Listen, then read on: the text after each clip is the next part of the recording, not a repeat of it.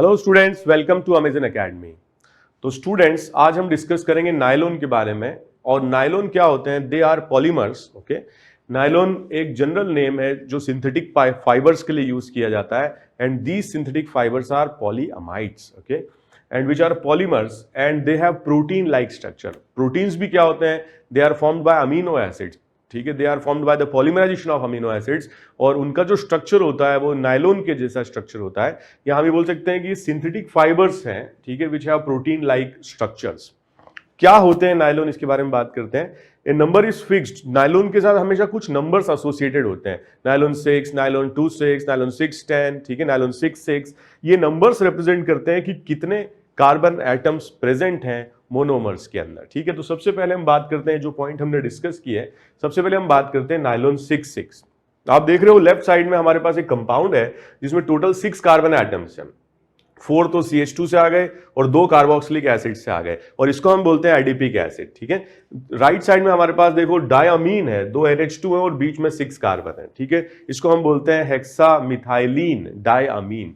So these are the common names, adipic acid and hexamethylene diamine. But समझने वाली बात यह है कि कार्बोक्सिलिक एसिड में, डाई कार्बोक्सिलिक एसिड में 6 कार्बन एटम्स हैं और अमीन में भी क्या है? 6 कार्बन एटम्स हैं। ठीक है, तो आप देखो सबसे पहले जो कार्बोक्सिलिक एसिड्स होते हैं, कार्बोक्सिलिक एसिड्स होते हैं, ये अमीन्स के साथ रिएक्शन कर जाते हैं।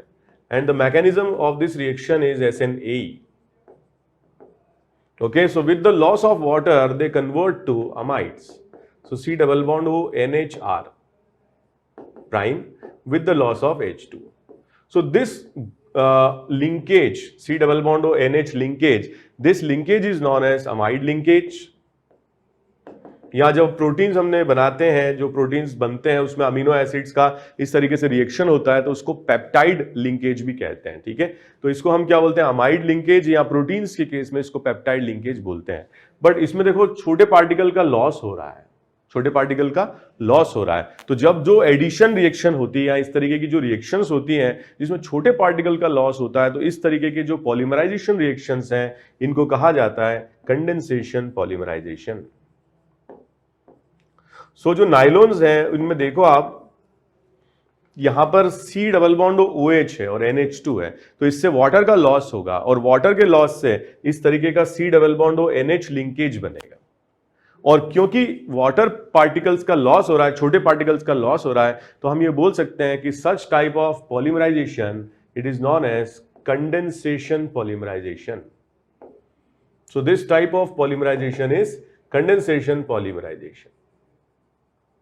First point. Second point is, अब देखो ये एक पॉलीमेरिक चेन बना सकता है। क्यों? क्योंकि जब ये दोनों जुड़े तो आपस में अमाइड लिंकेज बन गया और ये NH2 किसी और कार्बोक्सिलिक एसिड के साथ, या इस वाले एंड से कार्बोक्सिलिक एसिड किसी और अमीन के साथ में बॉन्डिंग कर सकता है। और इस तरह से मान लो ये A कंपाउंड है, ये B कंपाउंड है, तो हमारे पास इस तरीके की AB टाइप की पॉलीमेरिक चेन बनती जाएगी, लॉन्ग चेन बनती जाएगी। क्योंकि इसके अंदर दो मोनोमर यूज हो रहे हैं, एडिपिक एसिड और हेक्सामिथाइलिन डायमीन, इसलिए इसको क्या कहा जाता है? This is known as copolymer. Okay, so this particular polymer is known as copolymer. और यहां पे 6 का राज क्या है? 6 का राज, ये एडिपिक एसिड में 6 कार्बन है और हेक्सामिथाइलिन डायमीन में भी 6 कार्बन एटम्स हैं, इसलिए इस पॉलीमर को हम क्या बोलते हैं? नायलॉन 66। ठीक है, इट इज ए पॉलीअमाइड, क्योंकि इसके अंदर अमाइड लिंकेज रहेगी तो हम इसको क्या बोलते हैं? पॉलीअमाइड। और ऐसी लिंकेज प्रोटीन्स में भी होती है जहां पर हम उसे डिफाइन करते हैं पेप्टाइड लिंकेज। और इसीलिए हम ये बोल रहे थे कि जो नायलॉन है दे आर सिंथेटिक फाइबर्स, ठीक है, they are polymers and they have protein like structure, they are copolymers, ठीक है, they are polyamides, they are condensation polymers, they are synthetic polymers, they are not natural polymers, they are synthetic polymers. Okay, तो ध्यान रखना nylon 66 में यहां 6 carbon और यहां भी 6 कार्बन। नाम भी याद होना चाहिए, adipic acid and hexamethylene diamine. Okay, next अपन देखते हैं कि नायलॉन 610 क्या होता है। ठीक है, सो नायलॉन 610 में देखो यहां पर तो वही है हेक्सामिथाइलिन डायमीन,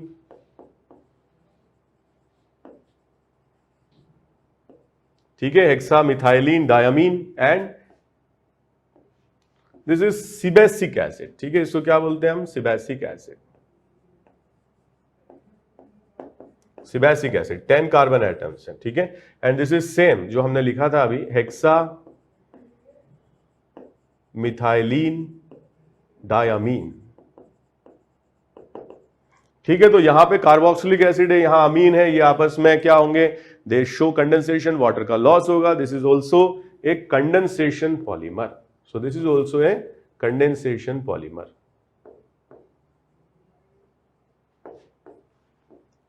अगेन इसमें दो मोनोमेरिक यूनिट्स हैं, सिबैसिक एसिड जिसमें 10 कार्बन एटम्स हैं, हेक्सामिथाइलिन डायमीन जिसमें 6 कार्बन एटम्स हैं। तो ये 6 आ रहा है किससे, हेक्सामिथाइलिन डायमीन से, और 10 आ रहा है किससे, कार्बोक्सिलिक एसिड से, ठीक है। तो ये भी एक तरीके से क्या है, कोपॉलीमर है, ठीक है, सिंथेटिक पॉलीमर है।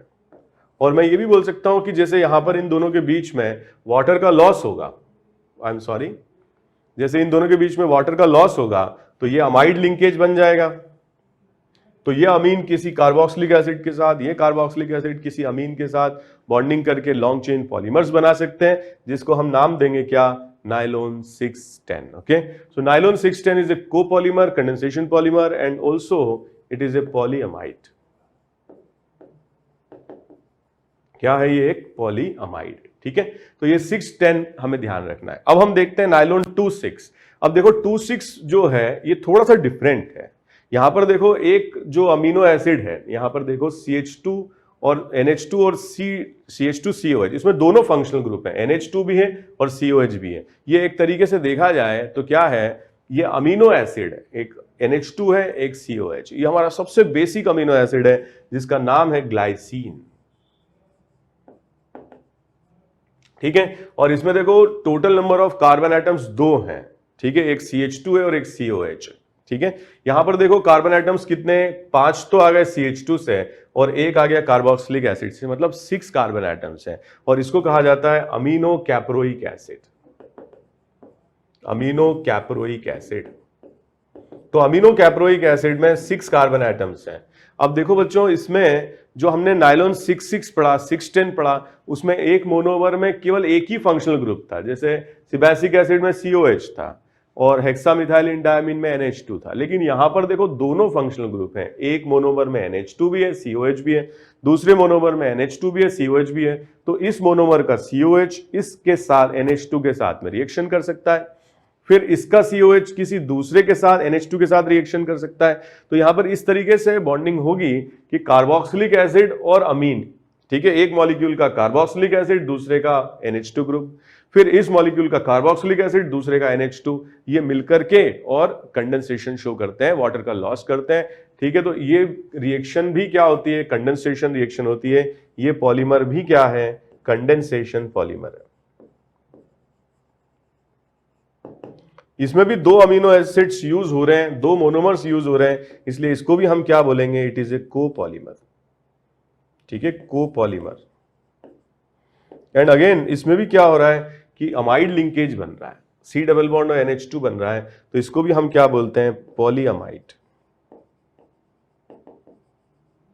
ठीक है। कभी मान लो बच्चों ऐसे क्वेश्चन आ जाए कि ये प्रोडक्ट दे रखा है और आपसे पूछा जाए कि यार मोनोमर क्या है, ठीक है, तो क्या करोगे, जैसे इसमें हमने थोड़ा सा मिस कर दिया, NH2 होना चाहिए। तो जब ऐसा दिया जाए तो आप इसका हाइड्रोलिसिस करा लो, वाटर के लॉस से बनाए तो हाइड्रोलिसिस से उल्टा भी बन सकता है। तो यहां से आप मोर इलेक्ट्रोनेगेटिव से लेस, लेस से मोर ज्वाइन कर दीजिए, तो यहां पे COH आ जाएगा, यहां NH2 आ जाएगा, and then you can identify कि जो मोनोमर हैं वो क्या होंगे, ठीक है। तो ये नायलॉन 26 का जो स्ट्रक्चर है ये इंपॉर्टेंट है, इसके मोनोमर्स हमें पता होने चाहिए, ठीक है। और हमें ये पता होना चाहिए कि इससे क्या बनता है, ग्लाइसीन एक मोनोमर है और अमीनो कैप्रोइक एसिड दूसरा मोनोमर है, और इस पॉलीमर का जो नाम है दैट इज नायलॉन 26। 2 कहां से आया, ग्लाइसीन के carbon atom, amino caproic acid के कितने, 6 हैं, तो 6 वहां से आया और इसका नाम क्या है, नायलॉन 26। एक बात और ध्यान रखें कि जो नायलॉन 26 है, this is also a biodegradable polymer. तो ये क्वेश्चंस पूछे जा सकते हैं, very very important, it is biodegradable, ठीक है, बायोडिग्रेडेबल। तो बायोडिग्रेडेबल का मतलब क्या होता है कि ये ऐसे कंपाउंड्स हैं जो अपने आप नेचर से डिस्ट्रॉय हो जाते हैं, ठीक है। तो क्या होते हैं, ऐसे जो पॉलीमर्स होते हैं इनको डिग्रेड करने के लिए या हटाने के लिए या इनको जो है कंज्यूम करने के लिए किसी और एक्सटर्नल चीज की जरूरत नहीं होती, नेचर में अपने आप ये बायोडिग्रेडेबल हो जाते हैं। तो ऐसे मटेरियल की जरूरत पड़ती है जब बॉडी में इंटरनल स्टिचेस लगाने पड़ते हैं। मान लीजिए कि कहीं इंजरी हुई या कहीं ऑपरेशन हुआ तो इंटरनली स्टिचेस लगाने पड़े, तो वो स्टिचेस दोबारा कटवाने के लिए तो हम जा नहीं सकते हैं, ठीक है, डॉक्टर्स के पास में। तो वो ऐसे मटेरियल से बने होने चाहिए जो बायोडिग्रेडेबल हो, ऑटोमेटिकली कुछ टाइम के बाद डिग्रेड हो जाए। तो ऐसे पॉलीमर्स काम में लिए जाते हैं और भी काम में लिए जाते हैं, मगर ये nylon 26 is a very popular biodegradable polymer. Biodegradable,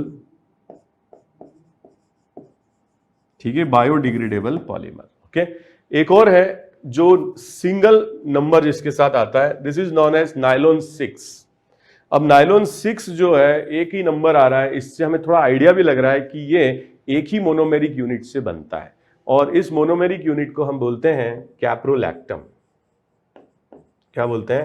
caprolactam. तो कैप्रोलैक्टम जो है एक तरीके से एक साइक्लिक अमाइड है। क्या है? एक साइक्लिक अमाइड है, ठीक है। और साइक्लिक अमाइड में total number of carbon atoms 1 2 3 4 5 6 है, इसीलिए कार्बन एटम नंबर 6 है, कार्बन 6 है, तो इसलिए इसका नाम क्या पड़ा?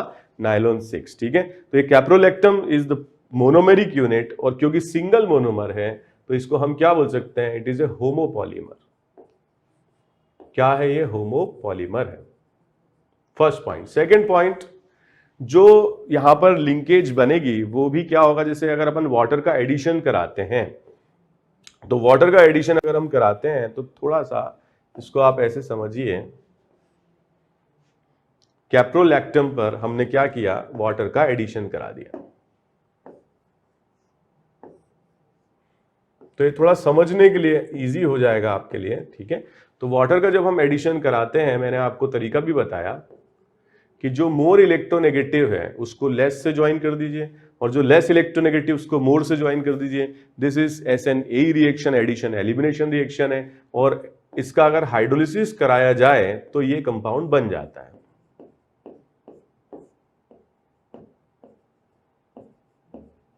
ठीक है, तो 5 कार्बन एटम्स बीच में, 1 2 3 4 5, 2 फंक्शनल ग्रुप हमारे पास आ गए, कार्बोक्सिलिक एसिड भी आ गया और NH2 भी आ गया। तो अब हम इसका पॉलीमराइजेशन करा सकते हैं।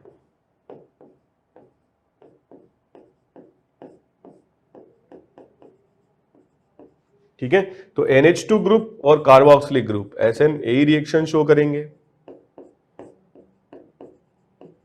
और एडिशन पॉलीमर यहां पे हो जाएगा। ठीक है, यहां पर सॉरी, वाटर का लॉस होगा, कंडेंसेशन रिएक्शन हो जाएगी, कंडेंसेशन पॉलीमर यहां पे बन जाएगा। ठीक है, तो यहां पर आ जाएगा C डबल बॉन्ड O जो आगे किसी मॉलिक्यूल से ज्वाइन होगा। यहां पर हम लिख सकते हैं CH2 5, फिर यहां पर आ जाएगा NH, फिर ये जो यूनिट्स हैं ये रिपीट होती जाएंगी। ठीक है, तो ये याद रखने के लिए मैंने बताया कि पहले वाटर के एडिशन से हमने ये बना लिया, इसको हम क्या बोलते हैं? Amino caproic acid. और यहां से आपको क्या होगा, थोड़ा सा याद रखने में इजी हो जाएगा कि भाई कार्बोक्सिलिक एसिड और NH2 ये आपस में अमाइड बना रहे हैं। ठीक है, तो इस तरीके का लिंकेज बन रहा है और जो यहां पर हमने दिखाया हुआ है, तो C double bond O CH2NH whole N, और इसको हम बोलते हैं नाइलॉन 6। बट बच्चों, अगर हम इसको डायरेक्ट हीट करके बनाते हैं तब क्या होता है? वाटर का एडिशन नहीं होगा और ये डायरेक्टली पॉलीमर के फॉर्म में कन्वर्ट होता है, और ऐसे केस में फिर हम इसे कंडेंसेशन पॉलीमर नहीं बोल सकते हैं। डायरेक्ट हीटिंग से अगर बन रहा है, कैप्रोलैक्टम अगर मोनोमर है, तो फिर हम इसे कंडेंसेशन पॉलीमर नहीं बोल सकते हैं। लेकिन अगर इसकी हीटिंग से बन रहा है, जो कि ये क्या है? अमीनो एसिड है या अमीनो कैप्रोइक एसिड है, तब फिर वाटर का लॉस होता है, तब हम इसे कंडेंसेशन पॉलीमर बोल सकते हैं। लेकिन ये कंफर्म है कि ये होमोपॉलीमर है, और ये भी कंफर्म है कि ये पॉलीअमाइड है। So if it is formed by the heating of caprolactam, there is no loss of water, क्योंकि यहां पर देखो डायरेक्टली ये जब इसमें कन्वर्ट हो रहा है, there is no loss of water. So then it is considered as addition polymer. But if it is formed by the reaction of amino caproic acid, then there will be some water molecule loss, and then it will be considered as condensation polymer. But anyway, this question is very ambiguous, so you please focus कि भाई ये क्या है। पहली चीज, nylon 6 एक ही number क्यों आया? Because it is A homopolymer of caprolactam, 6 carbon है इसलिए नाइलॉन 6 है। Again it is A polyamide, ठीक है, ये भी क्या है, पॉलीअमाइड है, और पॉलीअमाइड है तो इसकी प्रॉपर्टीज भी प्रोटीन्स की तरह होंगी। It is A synthetic polymer, it is what, it is A synthetic polymer, और ये पॉलीअमाइड है। तो यहां पर देखो, इसको हम थोड़ा समराइज कर लें। नायलॉन्स जो हैं, they are what, they are synthetic fibres, they are polymers and their structure is very similar to proteins, ठीक है। दे, इसमें जो नंबर्स होते हैं, they represent the number of carbon atoms present in the monomer. Nylon 6,6 it is a copolymer. 6,6 क्या represent कर रहे हैं, number of carbon atoms in adipic acid and hexamethylene diamine. Then 6,10 it represents sebacic acid, hexamethylene diamine, 6 carbon, 10 carbon. Then nylon 2,6 glycine and aminocaproic acid, glycine 2 carbon, aminocaproic acid 6 carbon. ठीक है, it is a biodegradable polymer. Nylon 6 only one monomer, it is a homopolymer and it is also a polyamide. Okay students, so this is all about the nylon structures. Okay, happy learning, thank you very much, bye bye. For detailed videos, daily practice problems and live chat, visit academy.amazon.in or download the app.